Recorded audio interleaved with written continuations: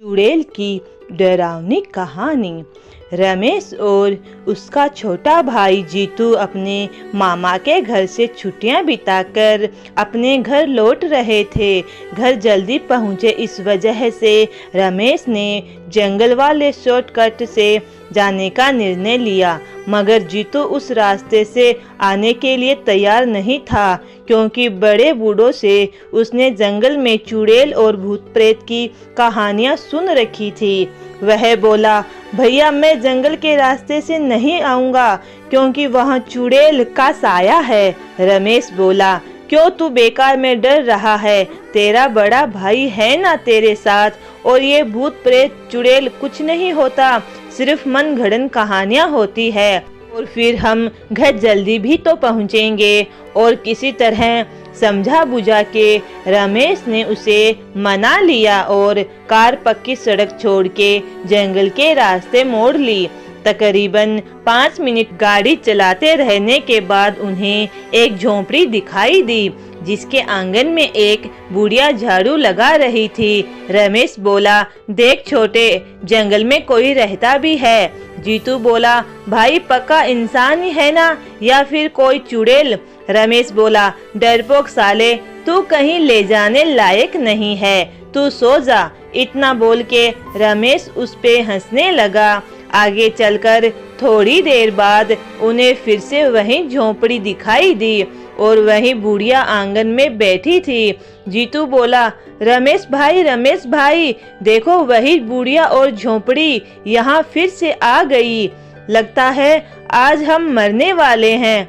रमेश बोला, फिर से हो गया तेरा चालू? कोई और झोंपड़ी भी तो हो सकती है, बुढ़िया को हमने नजदीक से थोड़ी ना देखा है। यह बोलकर उसने जीतू का मुंह बंद करा, पर थोड़ी देर बाद जब वही झोंपड़ी फिर से दिखी और इस बार रमेश की भी डर के मारे हालत खराब हो चुकी थी। डर से उसका चेहरा पीला पड़ने लगा और जीतू के चेहरे पर तो हवाइयां ही उड़ चुकी थी। रमेश जीतू से बोला, मुझे तेरी घड़ी दे। जीतू रोते रोते बोला, क्यों मरने से पहले मेरी घड़ी लेना चाहते हो? क्या बोला था ना, जंगल के रास्ते मत चलो। रमेश बोला, तू सिर्फ घड़ी दे और रोना बंद कर, बाकी मैं संभालता हूँ। जीतू ने घड़ी निकाल के गुस्से में रमेश की ओर फेंक दी। रमेश ने घड़ी में टाइम देखा, शाम के 5 बज चुके थे। उसने वह घड़ी कार के उस झोंपड़ी के नजदीक रास्ते में एक जगह ही गिरा दी और गाड़ी तेजी से भगाई। थोड़ी देर बाद उन्हें वह झोंपड़ी वापस दिखी, पर इस बार बुढ़िया वहां नहीं थी। जीतू रोते रोते बोला, भाई अब हम पक्का मरने वाले हैं। रमेश कुछ नहीं बोला। झोंपड़ी के नजदीक पहुंचकर उसी जगह उसने गाड़ी रोक दी तो उसे जीतू की घड़ी वही पड़ी मिली। उसमें समय हुआ था 5:10।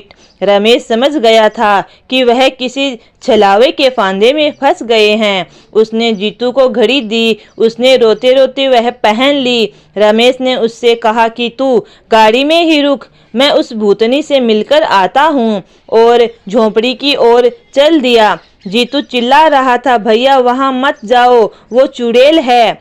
चुड़ैल! फिर अचानक जीतू के गाल पर एक चमाट पड़ा और आवाज आई, घर आ गया छोटे, उठ जा। और जीतू आंख मलते हुए उठा तो गाड़ी घर के आंगन में खड़ी थी और रमेश कार से सामान निकाल रहा था। और जब जीतू ने घड़ी में समय देखा तो 5:10 हो चुके थे।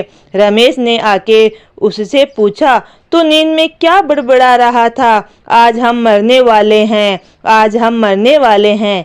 रमेश की बात सुन के जीतू खुद पे ही हंसने लगा। दोस्तों, यह कहानी आपको अच्छी लगे तो लाइक एंड सब्सक्राइब जरूर करें।